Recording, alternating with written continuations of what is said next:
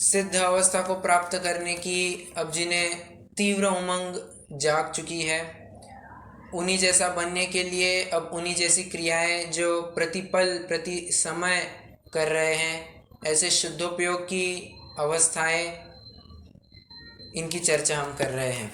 7वां 8वां गुणस्थान की चर्चा करने के बाद अब क्रमशः हम आकर के 9वें गुणस्थान पर रुके हैं। 9वें गुणस्थान की चर्चा अवश्य प्रारंभ करनी है। 9वें गुणस्थान को पूर्ण करने के बाद आज अपन समयसार नाटक के माध्यम से भी 8वां और 9वां दोनों गुणस्थान इकट्ठे ले लेंगे और फिर कल 10वां गुणस्थान 11वां गुणस्थान जैसा आगे विषय बढ़ेगा वैसे चलाएंगे। ठीक है, चलिए अब बिना किसी विशेष भूमिका के हम सीधे ही 9वें गुणस्थान को प्रारंभ कर दें। पृष्ठ क्रमांक 158 है, तत्वज्ञान विवेचिका भाग 2 में। नाटक समयसार में से लेना बाकी है ना अपना? नहीं, 8वां और 9वां गुणस्थान दोनों एक साथ लेंगे। अच्छा, ठीक है, तो आइए पेज नंबर 158, 56 और 57 नंबर की गाथा पढ़ेंगे। एकम ही काल समये संठाणादिहिंजः निवर्तन्ति न निवर्तन्ति तहाविय परिणामे हिम्मिहोजेहिं होन्ति अणे यत्टित अणियट्टिनोते। अच्छा, होन्ति अणियट्टिनोते परिसमयं जेसिमेक्क परिणामा विमलयर हुवः सिहाहिं निदड्ढकं अवणाम। फिर से एक बार फिर से पढ़ते हैं और एक एक अर्थ करेंगे अभी। एकम ही काल समये, एक काल में, एक काल या एक समयवर्ती, संठाणादिहिंजः निवर्तन्ति, निवर्तन्ति निर्वर्तित होते हैं, भिन्न भिन्न होते हैं। क्या भिन्न भिन्न होते हैं? संस्थान आदि। जिस प्रकार एक ही समय में जन्मे जीवों का आकार आदि समान नहीं होता है, उसी प्रकार न निवर्तन्ति तहाविय परिणामेहिं मिहोजेहिं, उसी प्रकार जिन जीवों के मतलब जो समान समयवर्ती जीव होते हैं उनके परिणाम समान होते हैं। अब आप सोचेंगे उदाहरण बड़ा अटपटा दिया, बहुत अटपटा दिया है। कह रहे हैं कि जो समान समयवर्ती जीव होते हैं, समान समय में जन्मे जीव होते हैं, उनके जिस प्रकार संस्थान आदि समान नहीं होते हैं, उसी प्रकार 9वें गुणस्थानवर्ती जीव में जो समान समयवर्ती मुनिराज होते हैं उनके परिणाम समान होते हैं। उदाहरण अटपटा लग रहा है क्या?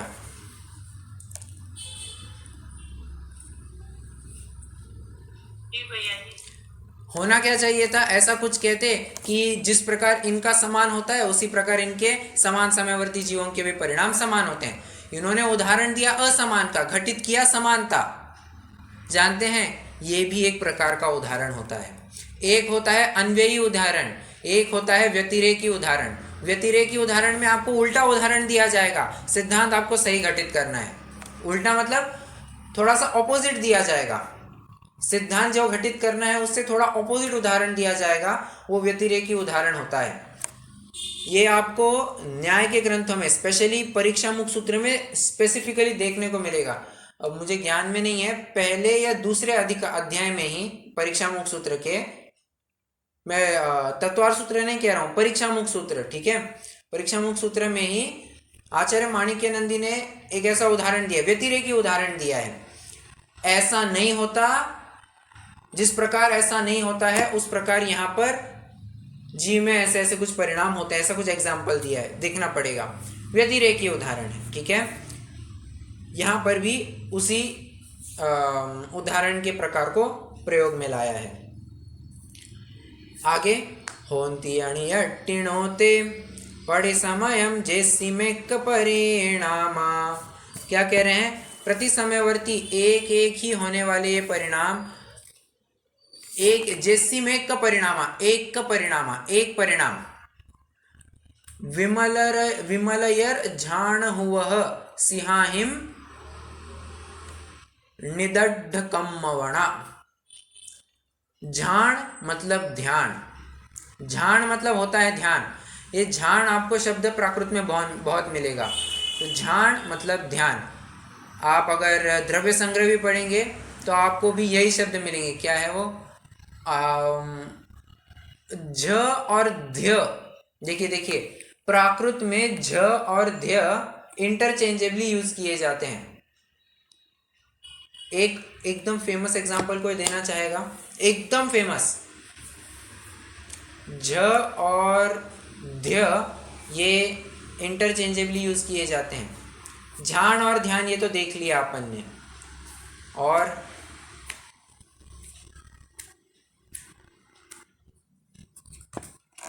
बहुत है, बहुत बहुत करीब है, छोटा बच्चा भी जानता है। अब तो आप बता ही पाएंगे।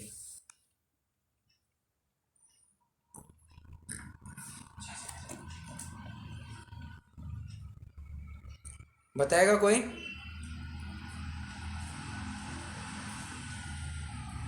अरे नमोकार मंत्र में है ना, नमो उवज्झायाणम, तो उपाध्याय को ही उवज्झाय कहते हैं। बराबर?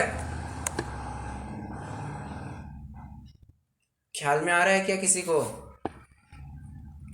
जी बहन जी, ख्याल में आ गया। हाँ, मैं वही पूछ रहा हूँ। ओके, तो उवज्झाय या उपाध्याय, झ और ध्य इंटरचेंजेबली यूज किए जाते हैं। ठीक है, बस यहाँ पर भी विमलयर, विमलयर मतलब निर्मल ध्यान के द्वारा निदड्ढ कम्मवणा। कर्म परमाणु क्या है, क्या दिया अर्थ दिया है? कर्म रूपी वन को भस्म कर देते हैं अग्नि की शिखाओं द्वारा। कर्म ध्यान रूपी अग्नि की शिखाओं द्वारा कर्म रूपी वन को भस्म कर देते हैं। ठीक है, ये तो अर्थ देख लिया अपन ने। अभी अपन एक एक इसके टेक्निकल डिस्कशन में उतरने वाले हैं। अब सबसे पहले अपन छोटे छोटे जो अपने रेगुलर टॉपिक्स है उनकी चर्चा कंप्लीट करेंगे, और फिर एक अत्यंत महत्वपूर्ण विषय आने वाला है, उसकी चर्चा करेंगे। सबसे पहला प्रश्न, इसका जवाब आप ही देंगे। सम्यक तो अपेक्षा क्या आपका विचार है, और चारित्र अपेक्षा आपका क्या विचार है? सम्यक तो अपेक्षा कौन सा भाव कहेंगे, चारित्र अपेक्षा कौन सा भाव कहेंगे? एक जन सम्यक तो अपेक्षा कहेगा, एक जन चारित्र अपेक्षा कहेगा। ये थोड़ा फास्ट, थोड़ा फास्ट। सम्यक तो अपेक्षा औपचारिक और औपचारिक, और चारित्र अपेक्षा शैक्षणिक। बहुत बढ़िया। अपेक्षा एक, अपेक्षा दो। चारित्र में अपेक्षा एक तो क्षैपशमिक कहा अपन ने, अपेक्षा दो।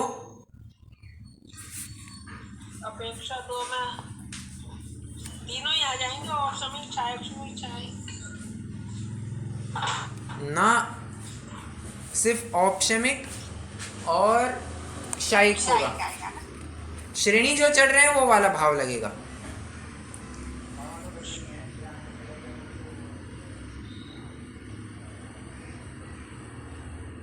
बढ़ना है आगे। सम्यक तो अपेक्षा विचार हो गया, चारित्र अपेक्षा विचार हो गया। ठीक है, अब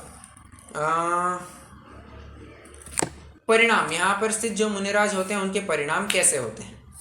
ठीक है, समान समयवर्ती जीवों के परिणाम सर्वथा समान, और असमान समयवर्ती जीवों के परिणाम सर्वथा असमान। बराबर? यहाँ पर अब आवश्यक कौन से होते हैं, आवश्यकों की भी चर्चा कर लेते हैं।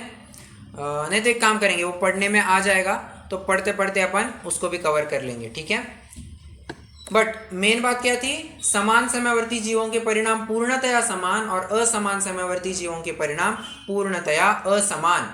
ठीक है, ये बात तो अपन ने क्लियर कर ली। अब आती है एक अत्यंत मुख्य चर्चा, जिसको आप सभी जन गौर से सुनेंगे। ये यहाँ पर लिखा हुआ भी है, पर मैं पहले आपको समझा देता हूँ, फिर आपको पढ़ते वक्त आसानी होगी। देखिए क्या होता है, जो 8वें गुणस्थान का जीव होता है अपूर्वकरण वाला, जैसे वो 9वें गुणस्थान में आता है ना, तब उसके परिणाम और ऊर्ध्व होते जाते हैं। बात जाहिर सी है, जैसे जैसे गुणस्थान बढ़ेगा विशुद्धि बढ़ती जाएगी, परिणामों में और शुद्धता आएगी, शुद्धोपयोग की तीव्रता बढ़ती जाएगी। ये बात, इसमें कोई डाउट नहीं है। ठीक है, होता क्या है, 8वें गुणस्थान के जो स्पर्धक होते हैं, स्पर्धक कहने की अपेक्षा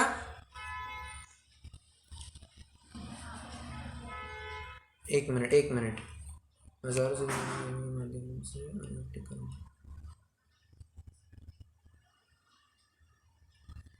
हाँ, अब होता क्या है, उन परिणामों के निमित्त से जो कर्मों की अवस्था होती है, कर्मों की अवस्था को पूर्व स्पर्धक कहते हैं, 8वें गुणस्थान वाले। ठीक है, जैसे पुरुषार्थ बढ़ा, 9वें गुणस्थान में पहुंचा,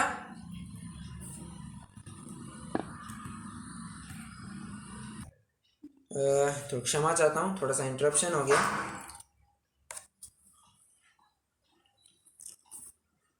मैं क्या कह रहा था, 8वें गुणस्थान अपूर्व स्पर्धक, 9वां गुणस्थान परिणाम बढ़े, अरे यार सॉरी पूरी लिंक टूट गई। 8वां गुणस्थान पूर्व स्पर्धक, 9वें गुणस्थान में पहुंचे अपूर्व स्पर्धक।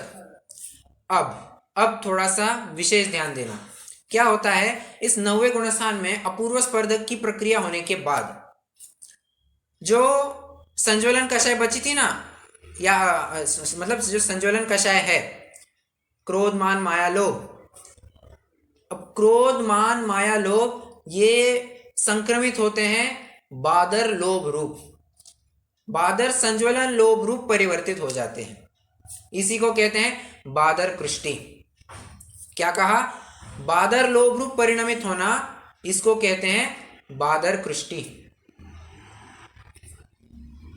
जब यह जीव 10वें गुणस्थान में जाएगा आगे, तो 10वें गुणस्थान में जाने के बाद यह बादर लोभ कन्वर्ट हो जाता है सूक्ष्म लोभ रूप, इसको कहते हैं, वो प्रक्रिया कौन सी होती है, सूक्ष्म कृष्टि। कृष्टि मतलब होता है कृष करना। ठीक है, तो सूक्ष्म कृष्टि की प्रक्रिया द्वारा बादर लोभ सूक्ष्म लोभ रूप संक्रमित हो या कन्वर्ट हो जाता है, और जो अपन कहते हैं ना 10वें गुणस्थान में सूक्ष्म लोभ का उदय होता है, बस इसी प्रक्रिया के द्वारा वो सूक्ष्म लोभ का उदय पाया जाता है।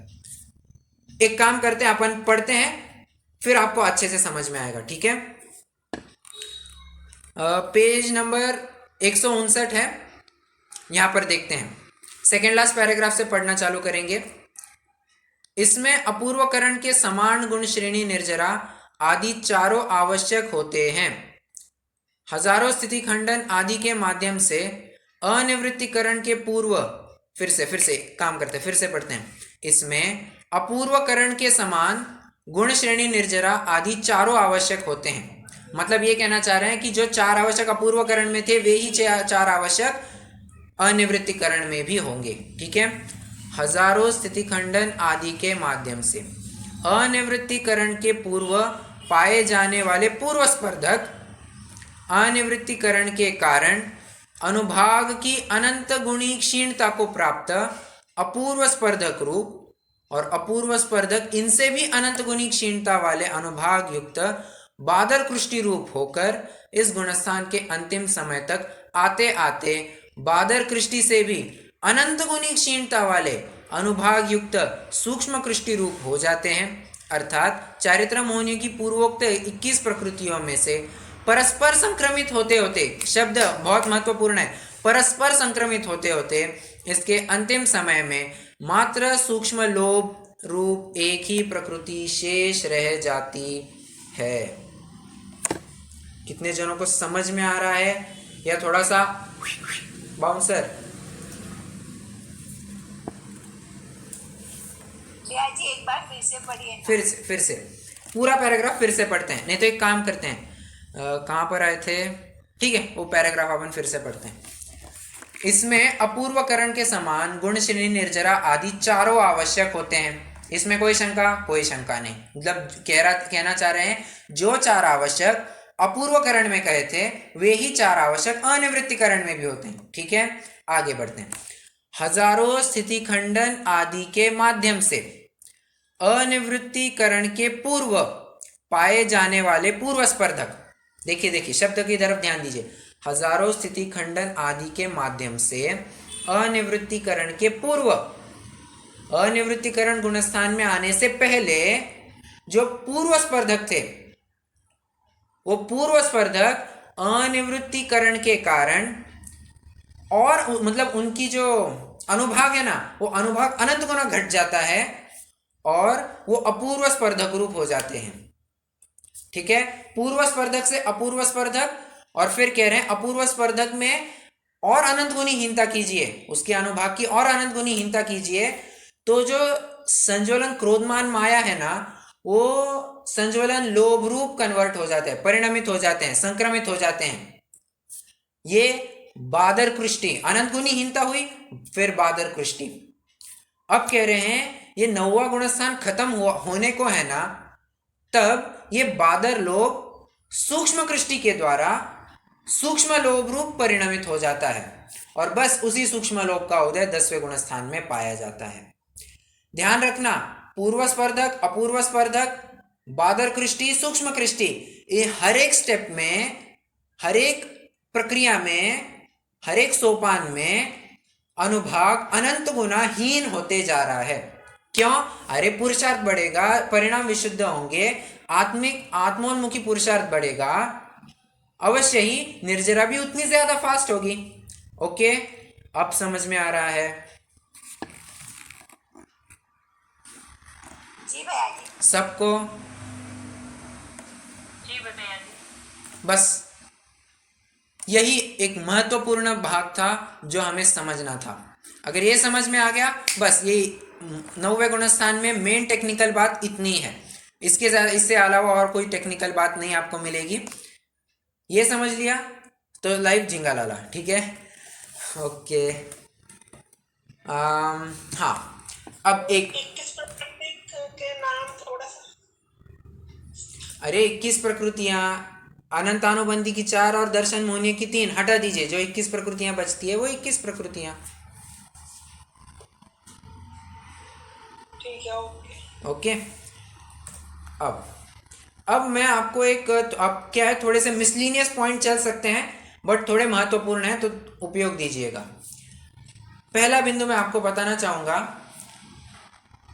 मोहनीय की जो 28 प्रकृतियां हैं, क्या कहा, मोहनीय की जितनी भी 28 प्रकृतियां हैं, उन 28 प्रकृतियों में से सम्यक्त्व प्रकृति 1, सूक्ष्म लोभ 2, फिर से सम्यक्त्व प्रकृति और सूक्ष्म लोभ, इन 2 प्रकृतियों को छोड़ करके किसी भी प्रकृति का सीधा क्षय नहीं ही होता है, या तो विसंयोजित होते हैं या संक्रमित होते हैं, इसी रूप होकर के वे सत्ता में से हट जाते हैं। क्या कहा, फिर से सम्यक्त्व प्रकृति और सूक्ष्म लोभ, इनको छोड़ करके बाकी जितनी भी 26 प्रकृतियां हैं वे या तो विसंयोजित होंगी या संक्रमित होगी। सरल शब्दों में कहना चाहूं, अन्य प्रकृति रूप परिणमित होकर सत्ता में से हटती जाएंगी। आखिरी में जो बचेगी वे सम्यक्त्व प्रकृति और सूक्ष्म लोभ बचेगा, जिनका सीधा क्षय होता है। ये पहला बिंदु समझ में आया? भैया जी, विसंयोजित और संक्रमित में क्या फर्क है? कौन बताएगा?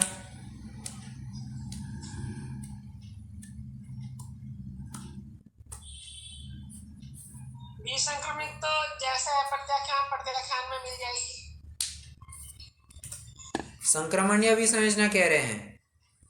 विसंयोजना में उदय में नहीं आती है, सत्ता में से ही हट जाती है संक्रमित होकर।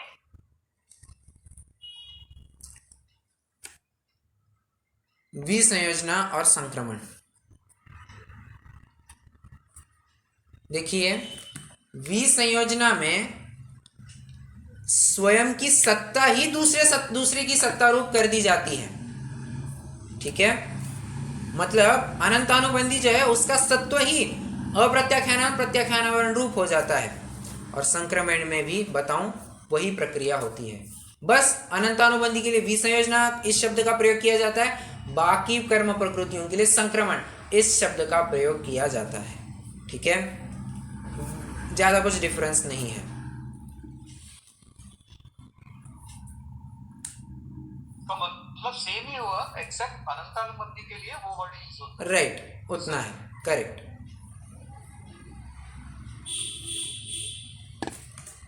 ठीक है, चेंज हो रहे हैं ना दोनों में, चेंज हो रहे हैं, मतलब अनंतानुबंधी अप्रत्याख्यान में और फिर काल में हाँ बराबर, कन्वर्ट ही हो रहे हैं, संक्रमण में भी यही होता है। संक्रमण में भी यही होता है, मतलब वो सत्ता ही दूसरे रूप कन्वर्ट हो जाती है। सत्ता यानी भविष्य में उदय में आने वाले, और संक्रमण में अभी के भी होंगे ऐसा। नहीं, संक्रमण में भी भविष्य वाले ही। और अरे देखिए तो ना, अनंतानुबंधी में लगेगा संक्रमण, ये बताया ना भैया जी आपने। अरे उल्टा बोल दिया, अनंतानुबंधी में भी संयोजना लगेगा, संक्रमण ये बाकी प्रकृतियों में लगता है। ओके सॉरी, ओके अच्छा ठीक है भैया जी, बरोबर। ओके, देखिए बात दोनों में, कंसेप्ट दोनों का सेम ही है, शब्द बस अलग अलग दिए हैं, ठीक है। कंसेप्ट क्या है? स्वयं की सत्ता, मतलब स्वयं का जो अस्तित्व है, उस स्वयं का अस्तित्व दूसरे कर्म प्रकृति रूप कर देना, इसी को विसंयोजना कहिए, इसी को संक्रमण कहेंगे। ओके, ये सात प्रकृतियों का उपशम तो चौथे पुरुष स्थान में ही हो जाता है, और ये उपशमिक श्रेणी चढ़ेगा तो भी यहाँ उपशमित होएगा अभी, तो चौथे से लेकर 90 तक ये प्रक्रिया चलती रहेगी। क्या मतलब ये चौथे स्थान में जब सम्मित प्राप्त करता है, हाँ। तब भी तो सात प्रकृतियों की विषयोजना, मतलब चार अंतर्बुद्धि की विषयोजना होती है, तो सत्ता में तो रहते हैं, तो अभी तक सत्ता में 90-10 अब जो उपशम चल रहा है तो उसकी भी सत्ता में से तो निकलेगी नहीं अभी अनंतानुबंधी। मुझे आपका प्रश्न ही नहीं समझ में आ रहा है, फिर से मतलब इस समय, एक मिनट, इस समय ये सात प्रकृतियां गई है ना 28 में से, हाँ। 90 गुण स्थान में, तो ये तो चौथे गुण स्थान से ही होने लगता है ना। चौथे गुण स्थान से भैया जी आप ऐसा ही बोल रहे हैं ना कि जो सम्यक प्रकृति है और हाँ। सूक्ष्म लोभ है, हाँ। उनकी विसंयोजना नहीं होती है, आगे की प्रकृतियों की विसंयोजना और संक्रमण होते होते वो सम्यक प्रकृति और सूक्ष्म लोभ तक आए, और फिर उनका ये उपशम होगा, ऐसा उपशम लक्ष्य है कुछ भी हो। बस उपशम की भी छोड़िए, उपशम की भी छोड़िए, उपशम तो अन्य प्रकृतियों का हो सकता है, मैं सीधे क्षय की ही बात कर रहा हूँ, सिर्फ क्षय की बात कर रहा हूँ। सीधा क्षय होना होगा तो सिर्फ सम्यक तो प्रकृति और सूक्ष्म लोक इनका ही होता है, बाकी किसी का भी सीधा क्षय नहीं होता, बरोबर है। ठीक है। क्योंकि देखिए ना, शायिक सम्यक्तों के टाइम पे भी अपन ने देखा था, शायिक सम्यक्त में क्या था, अनंतानुबंधी अब हमेशा हमेशा के लिए विसंयोजित हो गई है, दर्शन मोह का भी पूर्णतया खात्मा हो चुका है। खात्मा कैसे हुआ था, याद आ रहा है किसी को प्रक्रिया? शायिक सम्यक्तों के लिए क्या प्रक्रिया देखी थी? शायब शमिक सम्यक दृष्टि जीव है, अब वो अनंतानुबंधी और अनंतानुबंधी की विसंयोजना के लिए एक त्रिकरण करेगा, उसके बाद दर्शन मौखिक क्षपणा के लिए एक त्रिकरण करेगा, और दर्शन मौखिक क्षपणा में क्या होता है, मिथ्यात्व का पूरा सत्व अनंत सम्यक मिथ्यात्व रूप हो जाता है, सम्यक मिथ्यात्व का पूरा सत्व सम्यक तो प्रकृति रूप हो जाता है, और फिर सम्यक तो प्रकृति का होता है कांडक घात, कांडक घात चालू होता है, और कांडक घात करते करते एक ऐसे पॉइंट पर ला करके छोड़ दिया जाता है जिसका आगे घात या खंडन संभव नहीं है। उस पॉइंट को अपन ने कहा था कृतकृत्य वेदक सम्यक्त्व। उसके बाद सम्यक्त्व प्रकृति का नाश होगा और शायिक सम्यक्त्व प्रकट होगा, ये ऐसे नाश होता है, ठीक है। लोभ में भी देखिए ना, संचोलन लोभ का सीधा नाश नहीं हुआ है, पहले बादर लोभ हुआ, बादर लोभ फिर सूक्ष्म लोभ रूप हुआ, और फिर सूक्ष्म लोभ का नाश हो रहा है, मतलब उनका भी आप देख सकते हैं नाश तो सीधा हो रहा है, बट उनका भी अनुभाग एकदम कम कर रहे हैं, स्थिति एकदम कम कर रहे हैं, फिर नाश कर रहे हैं।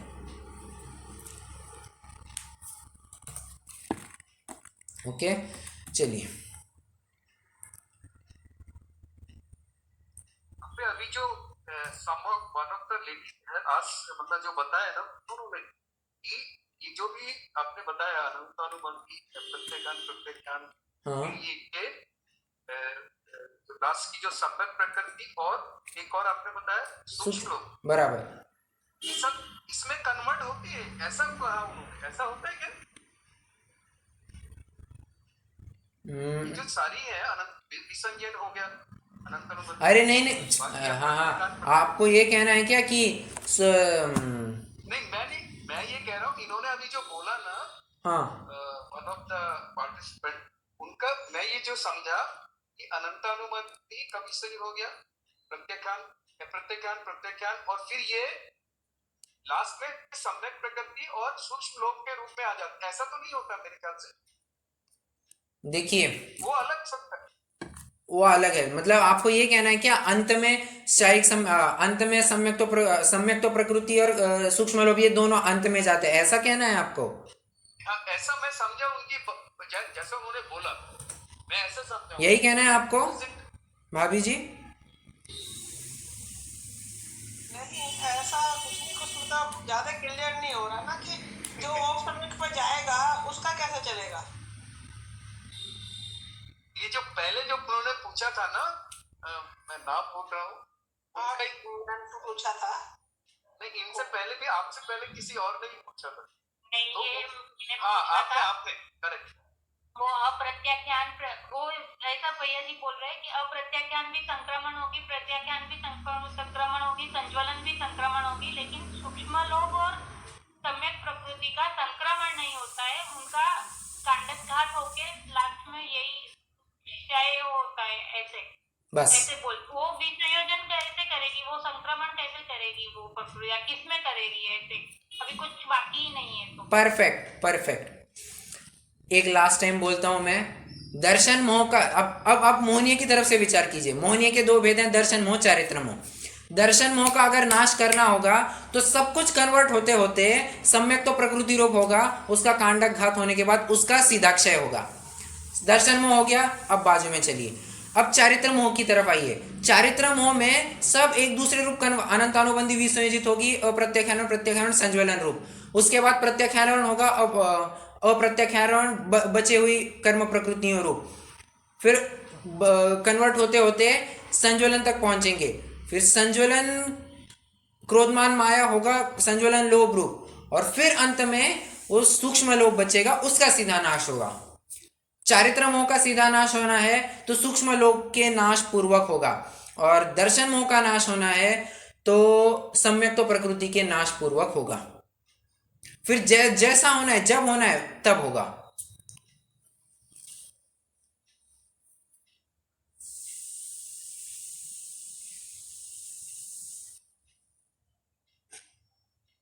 नहीं समझा? समझ गया। में आ गया भैया जी। नहीं, जिनका प्रश्न था वो शायद उनको नहीं समझ। जब भी क्षय हो तो सम्यक प्रकृति का क्षय होगा सीधा। क्या कहा? और चारित्र सम्यक, अपने इसमें दो करेंगे ना, दर्शन मोहनी और चारित्र मोहनी। बराबर। नहीं, जिनका प्रश्न था समझ में आया क्या कुमकुम जी? हाँ जी। नहीं समझ में आया तो बोलिए, अपन और प्रयास करेंगे, कोई दिक्कत नहीं। आप चर्चा होनी चाहिए, बट क्लियर होना चाहिए। नहीं, अब क्लियर है कि सब हो गया। बाद में चारित्र में सूक्ष्म लोभ बचेगा और दर्शन मोहनिया में सम्यक बचेगा। बस क्षय की दृष्टि से, क्षय की दृष्टि से, करेक्ट। बस ये इतना कंक्लूजन, ठीक है। चलिए, क्या है, हाँ, ये पैराग्राफ हो गया अपना। अब आगे पढ़ते हैं। इस गुणस्थान के नाम में आया बादर सांप्राय पद अंत्य दीपक है। देखिए 10वें गुणस्थान का नाम क्या है? सूक्ष्म सांप्राय। जब 10वां गुणस्थान सूक्ष्म सांप्राय है तो 9वां गुणस्थान बादर सांप्राय हुआ। क्यों बादर सांप्राय? क्यों? अरे यहाँ पर बादर लोभ है ना, बादर लोभ है यहाँ पर, इसलिए इसको बादर सांप्राय कह रहे हैं। और 10वें गुणस्थान में सूक्ष्म लोभ है, इसलिए सूक्ष्म सांप्राय कह रहे हैं, ठीक है। यह पद अंत्य दीपक है, अर्थात यहाँ पर्यंत के सभी गुणस्थानों में स्थूल कषाय ही थी। ओके, अब आगे बढ़ते हैं। सम्यक्तों की अपेक्षा यहाँ द्वितीयोपशम रूप ऑप्शन में तो क्षायिक सम्यक तो ही रहता है, क्षायक्षमिक सम्यक तो नहीं रहता। ओके, अरे ये क्या हो रहा है? चारित्र की अपेक्षा यहाँ मिथ्यात्व अनंतानुबंधी अप्रत्याख्यान और प्रत्याख्यान का यथा योग्य अभाव तथा संज्वलन और शेष रही 9 कषायों का क्रमशः रूपांतरण रूप मंदतम उदय होने से वास्तव में क्षायक्षमिक भाव है। तथापि क्षपक श्रेणी चढ़ने वाला होगा तो क्षायिक भाव कहेंगे उपचार से, और उपशम श्रेणी चढ़ने वाला होगा तो औपशमिक भाव कहेंगे। ठीक है, ये भी हो गया, भावी नैगम्य से कह दिया। चारित्र मोहनीय के मंदतम उदय निमित्तक इन भावों में पुरुषवेद, संज्वलन, क्रोध, मान, माया, लोभ रूप चारित्र मोहनीय की 5 प्रकृतियों का बंध होता है। यहाँ मतलब 90वें गुणस्थान तक कौन सी प्रकृतियों का बंध होता है? पुरुषवेद, संज्वलन, क्रोध, मान, माया, लोभ। अब जानते हैं इसमें भी जैसे अपन ने 8वें गुणस्थान में 7 भाग किए थे ना, 8वें गुणस्थान के 7 भाग, वैसे ही 9वें गुणस्थान के भी 5 भाग करने हैं। पहला, दूसरा, तीसरा, चौथा, 5वां, और ये 5 भागों में एक एक कर्म प्रकृति लगा लेना। पहले भाग तक पुरुषवेद का बंध होगा, दूसरे भाग तक संज्वलन, क्रोध, तीसरे तक मान, चौथे तक माया, 5वें तक लोभ, ऐसा लगाना चाहिए। ठीक है,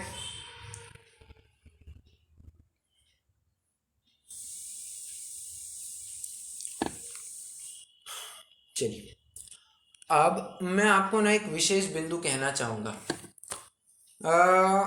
किस कर्म प्रकृति का बंध कहां तक होता है इसकी अपन थोड़ी चर्चा करते हैं। अभी दर्शन मोहनीय का बंध पहले गुणस्थान तक ही होता है। क्या कहा? आप ये नोट कीजिए, बहुत इंपॉर्टेंट है। आप चाहे तो टेबल फॉर्म में भी बना सकते हैं, आपको जैसा उचित लगे। एक तरफ लिखिए कर्म प्रकृति, दूसरी तरफ लिखिए किस गुणस्थान तक बंध पाया होता है। ठीक है, तो दर्शन मोहनीय पहले गुणस्थान तक बंध होता है।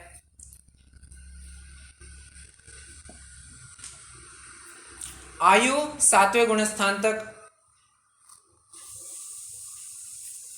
चारित्र मोहनीय 9वें गुणस्थान तक।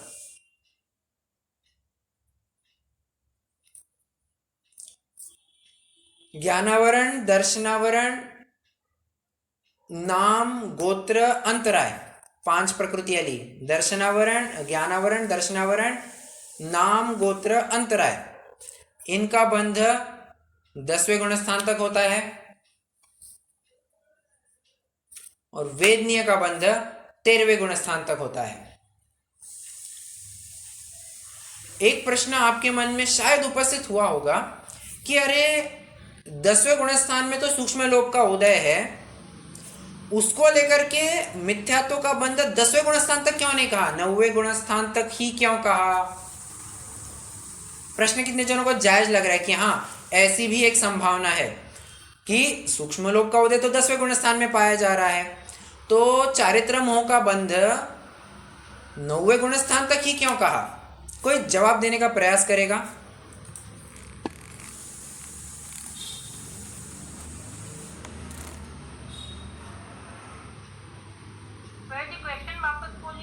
प्रश्न फिर से ये है, 10वें गुण सूक्ष्म लोक का उदय कहां तक पाया जाता है? 10वें गुणस्थान तक, बराबर। सूक्ष्म लोभ यह कौन सी प्रकृति है, मतलब किसकी प्रकृति है? चारित्र मोहनीय की है। हाँ, चारित्र मोहनीय की है। मैंने अभी आपको टेबल में लिखवाया कि चारित्र मोहनीय का बंध ये 9वें गुणस्थान तक होता है। ठीक है, जबकि चारित्र मोहनीय का उदय तो मतलब सूक्ष्म लोभ का उदय तो 10वें गुणस्थान में भी पाया जा रहा है। ऐसा कैसे? तो कह रहे हैं मतलब 10वां गुणस्थान ये एकमात्र ऐसी स्थिति है जहां पर मोहनीय का उदय तो है बट वहां पर बंध नहीं है। क्या कहा? 10वां गुणस्थान एकमात्र ऐसी स्थिति है जहां पर मोहनीय का उदय तो है परंतु मोहनीय संबंधी कोई बंध नहीं है, मोहनीय कर्म का कोई बंध नहीं है। कारण इसका इतना ही है, मैं आपको बताऊं, सूक्ष्म लोभ की कुछ ही शक्ति नहीं है। कुछ मतलब कुछ शक्ति नहीं है, बहुत अल्प शक्ति है। उसको लेकर के क्या तो बंध होगा? कोई बंध नहीं होगा, इसलिए उसको लेकर के कोई बंध नहीं कहा है। 10वें गुणस्थान तक कोई बंध नहीं है, जो कुछ भी बंधना था 9वें गुणस्थान तक ही बंधेगा। ये समझ में आया बिंदु? एक बार इसको आप प्लीज रिपीट करेंगे? फिर से रिपीट करते हैं, मतलब रीजन रिपीट करना है या क्वेश्चन सहित रिपीट करना है? अभी आपने बताया ना पहले गुण स्थान में दर्शन मोहिनी। ओके, वो फिर से रिपीट करना। चलिए, अच्छा, मतलब you are expecting me to repeat just the table and not the reason, right? Okay, देखिए, दर्शन मोह का बंध पहले गुण स्थान तक, मतलब मैं आपको सीधा बता दे रहा हूं, दर्शन मोह पहला गुण स्थान, आयु सातवां गुण स्थान, दर्शन मोह पहला गुण स्थान, आयु सातवां गुण स्थान, चारित्र मोहनीय नौवां गुण स्थान, चारित्र मोहनीय नौवां गुण स्थान, ज्ञानावरण, दर्शनावरण, नाम, गोत्र, अंतराय। अच्छा, आप ना आयु के साथ साथ लिखना चाहे तो असातावेदनीय भी लिख सकते हैं, हालांकि वो तो छठवें गुण स्थान तक की बात है। असातावेदनीय का बंध सिर्फ छठवें तक होता है जहां तक मैं समझ पा रहा हूँ।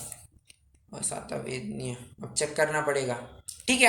असातावेदनीय के आप थोड़ा होल्ड पे रखिए। बट ज्ञानावरण, दर्शनावरण, नाम, गोत्र, अंतराय, इनका बंध 10वें गुण स्थान तक होता है। सातावेदनीय 13वें गुण स्थान तक। 13वें गुण स्थान में वेदनीय कहा ना, वेदनीय मतलब सिर्फ सातावेदनीय लेना। क्यों? अरे असातावेदनीय को बंद करने लायक कोई परिणाम ही नहीं है, शुद्ध परिणाम है, शुभ भी नहीं, पूरे शुद्ध परिणाम है 13वें गुण स्थान में। काहे का असाता बंद होगा? संभव ही नहीं है, ठीक है। ध्यान रखना, असाता का बंध नहीं होता है, लेकिन असाता का उदय जरूर आता है। 13वें गुण स्थान में भी असातावेदनीय का उदय आता है, परंतु वो सातावेदनीय रूप संक्रमित होकर उदय में आता है।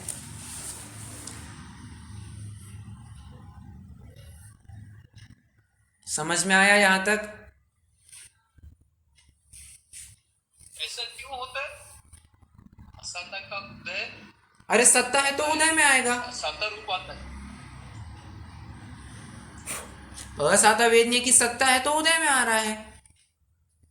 देखिए, सत्ता है तो उदय में तो आएगा ही ना।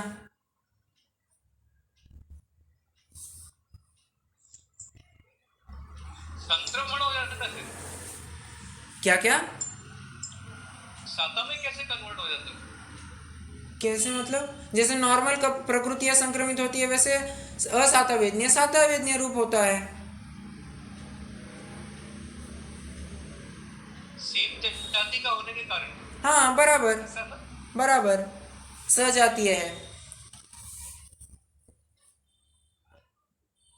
ठीक है। अब कहाँ थे अपन? ये थोड़ा सा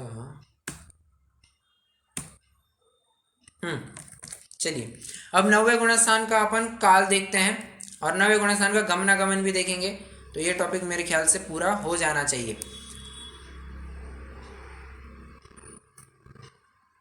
सेम है, आयु अगर पूर्ण होनी हो तो जघन्य एक समय, जघन्य काल एक समय, ठीक है। उत्कृष्ट काल अंतर्मुहूर्त, और इसके बीच का जितना भी है वो जघन्य, मध्यम, एक्सट्रीमली सॉरी। एक समय जघन्य, उत्कृष्ट है अंतर्मुहूर्त, और इन दोनों के बीच का जितना भी है वो मध्यम, ठीक है। अब गमनागमन देखते हैं। मरण अपेक्षा विचार करेंगे। मरण भी किसका होगा? औपशमिक श्रेणी वाला ही होगा, दूसरे किसी का मरण होता है नहीं। तो औपशमिक श्रेणी वाले का अगर मरण होता है तो चौथे गुण स्थान में जाएगा। मरण नहीं होता है तो औपशमिक श्रेणी हो या क्षयिक श्रेणी हो, अशपक श्रेणी हो, कोई भी हो, चढ़ने की अपेक्षा 10वें में ही जाएगा और उतरने की अपेक्षा 8वें में ही जाएगा, ठीक है। और सेम आगमन में भी लगा लेना, मतलब 9वें गुण स्थान में आना है तो चढ़ते वक्त 8वें से आएगा और उतरते वक्त 10वें से आएगा।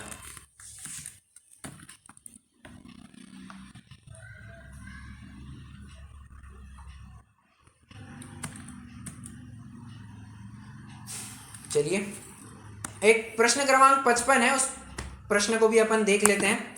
अपूर्वकरण अनिवृत्तिकरण रूप परिणाम पहले मिथ्यात्व गुण स्थान के अंत में करण लब्धि के समय भी हुए थे, यथा योग्य अन्य गुण स्थानों में भी होते हैं, तब फिर उन्हें पृथक गुणस्थान रूप में क्यों नहीं गिना जाता है?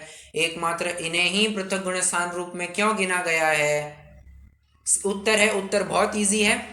जिन परिणामों से कर्मों के बंध, उदय, सत्व आदि कम या नष्ट होते हैं उन्हें ही पृथक गुणस्थान रूप में गिना जाता है। अब वहां पर पहले के गुणस्थानों में त्रिकरण के द्वारा, अपूर्वकरण, अनिवृत्तिकरण के द्वारा कर्मों की स्थिति में कोई फर्क नहीं पड़ रहा था। कर्मों के बंध, उदय, सत्ता में कुछ कम ज्यादा नहीं हो रहा था, इसलिए उनको लेकर के कुछ क्या कहना चाहिए, नवीन गुणस्थान बनाया ही नहीं। इन 8वें 9वें गुणस्थानवर्ती क्रमशः अपूर्वकरण, अनिवृत्तिकरण रूप परिणामों से कर्मों के बंध आदि कम या नष्ट होने के कारण इन्हें पृथक गुणस्थान में गिना है, परंतु अन्यत्र होने वाले इन परिणामों से कर्मों के बंध आदि कम या नष्ट नहीं होते, अतः उन्हें पृथक से गुणस्थान रूप में नहीं गिना गया है। सब खेल कर्म की अपेक्षा है। कर्मों का अगर कोई बंध कम या नष्ट हो रहा है, अलग गुणस्थान गिना दो, नहीं हो रहा है बस उसी गुणस्थान में बनाए रखो, सिंपल। अब ऐसी अपेक्षा 7वें गुणस्थान में भी लगाना। कोई ये प्रश्न कर सकता है, सातिशय और निर्तिशय इन दोनों को अलग अलग क्यों नहीं किया? अलग अलग करना चाहिए था ना। सातिशय को श्रेणी वाला एक अलग सा गुणस्थान बना देना चाहिए था और निरतिशय को अलग सा गुणस्थान बनाना चाहिए था। दोनों को एक ही क्यों रखा? अरे जब कर्मों की अपेक्षाओं में कुछ विशेष फेरफार ही नहीं होता है तो दोनों को एक ही अवस्था में रखेंगे ना। उसके 2 भाग करेंगे वो बात अलग, परंतु कर्मों की अपेक्षा से कोई फर्क नहीं पड़ने का कारण एक ही गुणस्थान बनाया गया है। कितने जन समझ पा रहे हैं क्या चर्चा चल रही है?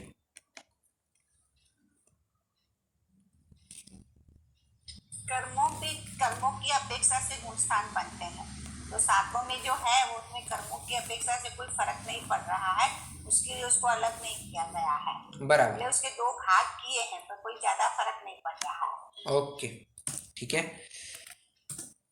चलिए, यहां तक किसी को कोई प्रश्न? नहीं तो गाइड की तरफ से अपना टॉपिक पूरा हो गया है। अब चर्चा अपन को करनी है समय सार नाटक में से। कोई प्रश्न है तो पूछ सकते हैं।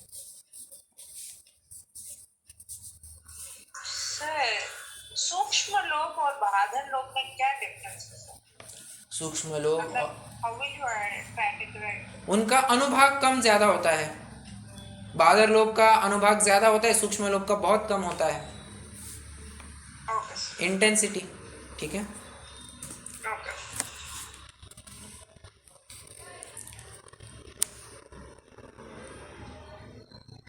मतलब आप ऐसा समझ सकते हैं कि कोई 1.5 साल का बच्चा आपको हाथ से मार रहा है, आपका ही, मान के मैं एग्जांपल दे रहा हूँ, किसी का कोई 1.5 साल का बच्चा है उसको मार रहा है, मतलब छोटे बच्चे मस्ती में मारते हैं ना ऐसे हल्के से, और कोई 1-2 महीने का बच्चा मार रहा है, फर्क जरूर पड़ेगा। तो 1.5 साल के बच्चे की मार में थोड़ी सी ताकत होगी, परंतु उस ताकत में भी ताकत नहीं कहेंगे। बट जो 1-1.5 महीने का बच्चा है उससे जरूर ज्यादा होगी, अनुभाग में कम ज्यादा है, ठीक है। चलिए आइए, समयसार नाटक में 399 पृष्ठ है, 95 नंबर का छंद, अष्टम गुणस्थान का वर्णन चलेगा। चौपाई छंद है। अब वर्णो अष्टम गुण थाना, नाम पूरव करन बखाना, कछुक मोह उपशम करि राखे, अथवा किंचित क्षय करि नाखे। क्या कह रहे हैं? अब 8वें गुणस्थान का वर्णन करता हूं जिसका नाम अपूर्वकरण है, जहां पर कछुक मोह करि उपशम करि राखे अथवा किंचित क्षय करि नाखे, या तो उपशम होगा या क्षय होगा। अभी इन्होंने दोनों श्रेणियों की अपेक्षा बता दी, या तो उपशम करता जाएगा या क्षय करता जाएगा, ठीक है। अब यहां कछुक ऐसे शब्द का प्रयोग क्यों किया है? क्योंकि पूर्ण उपशम तो 11वें गुणस्थान में होगा और पूर्ण क्षय तो 12वें गुणस्थान में होगा, परंतु उस प्रक्रिया में लगा हुआ है इसलिए कछुक कह दिया, ठीक है। अब अगला छंद, जे परिणाम भय नहीं कबहि, तिनको उदय देखिए जबहि, तब अष्टम गुण थानक होई, चारित करन दूसरो सोई। जे परिणाम भये नहीं कबई, जो परिणाम कभी हुए ही नहीं है, तिनको उदय देखिए जबई। इस गुणस्थान में ऐसे विशुद्ध परिणाम होते हैं जैसे पूर्व में कभी नहीं हुए थे, इसलिए 8वें गुणस्थान का नाम अपूर्व करण है। यहाँ चारित्र के 3 करणों में से अपूर्व करण नामक दूसरा करण होता है। चारित करण दूसरो सोई, दूसरा करण यहाँ पर होता है। ठीक है, सिंपल था ये, ज्यादा कुछ टफ बात नहीं थी 8वें गुणस्थान के लिए। अब 9वें गुणस्थान की चर्चा करते हैं। 97वें नंबर का छंद। अब अनिवृत्ति करन सुनु भाई, जहाँ भाव थिरता अधिकाई। पूर्व भाव चला चल जेते, सहज अडोल भय सब तेते। हे भाई, अब अनिवृत्तिकरण नामक 9वें गुणस्थान का स्वरूप सुनो, जहाँ परिणामों की अधिक स्थिरता है। इससे पहले 8वें गुणस्थान में जो परिणाम किंचित चपल थे, वे यहाँ अचल हो जाते हैं। देखिए, 8वें गुणस्थान में भी कह रहे हैं कि कुछ अत्यंत अत्यंत अत्यंत सूक्ष्म, केवल ज्ञान गोचर, अबुद्धिपूर्वक चलने वाले चंचल परिणाम, चपल परिणाम थे, परंतु 9वें गुणस्थान में आते हुए तो वो भी खत्म हो जाते हैं। ठीक है, आगे।